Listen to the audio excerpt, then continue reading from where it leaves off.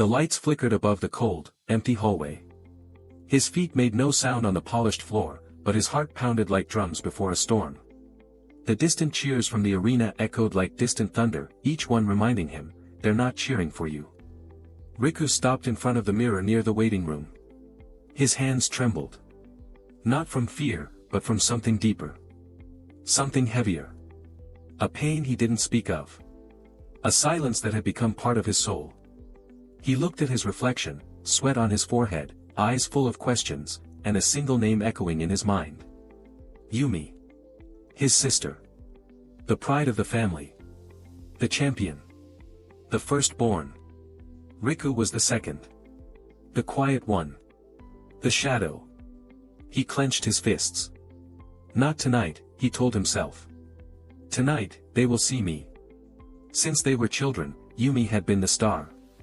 Every photo on the wall showed her smiling with a medal. Every dinner talk turned into a story about her latest victory. Riku tried not to care. He told himself it didn't matter. But deep down, it always did.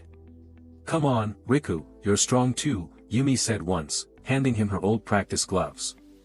He remembered holding them like they were something sacred. One night, after school, Riku saw a poster on the notice board, local youth martial arts competition, all levels welcome. His heart skipped. He didn't think. He just grabbed the paper and ran home. He filled the form in secret, using his saved lunch money to pay the entry fee. He didn't tell his parents. He didn't want them to say no. But Yumi found out. She saw him practicing harder than usual.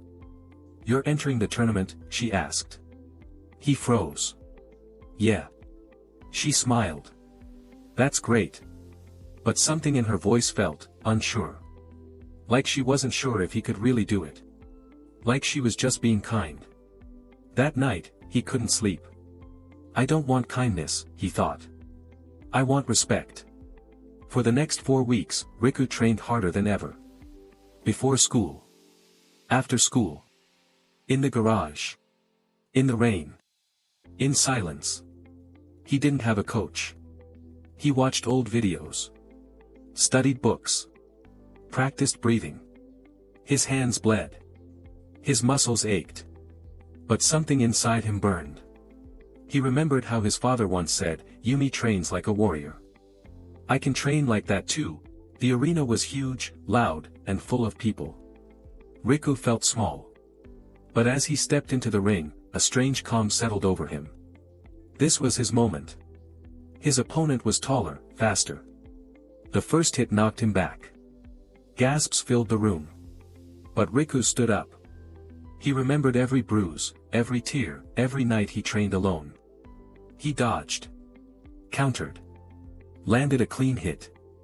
The crowd cheered. For him. And when the final bell rang, his hand was raised. He had won. He looked around, hoping, maybe, they were there. But he didn't see his parents. Not yet. Still, a small smile touched his lips. I did it. His next opponent was even tougher. Fast hands, sharp eyes. Riku fought with all he had. His ankle throbbed, his breath burned, but he pushed through. He lost the second round. Just barely. As he sat down, head low, he heard footsteps. A hand touched his shoulder. It was Yumi. Don't give up, she said. You belong here. That was all he needed. He rose. Round 3 began. The final match was intense. Every move was faster. Every second felt like an hour. Riku's opponent was strong. But Riku had something more, a fire that couldn't be seen. Every hit was followed by cheers. Every fall was followed by a rise. And in the last round, with the score tied, both fighters stood breathless. One last move. Riku closed his eyes. He remembered every silent night. Every lonely practice. Every tear. Then, he struck. The crowd exploded. The referee raised his hand. Winner, Riku. That night, there were no medals. No speeches. Just a quiet dinner at home. Riku sat across from his family. His father reached over and placed the medal on the table. You earned this, Riku, Not because you won. But because you never gave up. His mother held his hand. You've always had heart. We just didn't look close enough. And Yumi smiled. Now they'll remember your name. He looked at them. Tears in his eyes. I didn't do it to be better than Yumi, he said. I just wanted to be seen.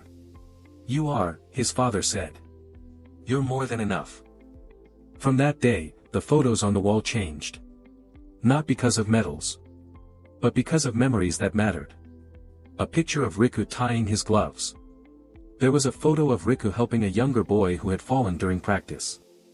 Another of him smiling, surrounded by kids he now trained after school. A picture of him training Yumi's younger students. And in the middle of the wall, between all the shining pictures of Yumi, was one new frame, a photo of Riku holding his medal, not proud, but peaceful, as his family stood behind him, hands on his shoulders. A picture of the whole family cheering together. Riku still trained.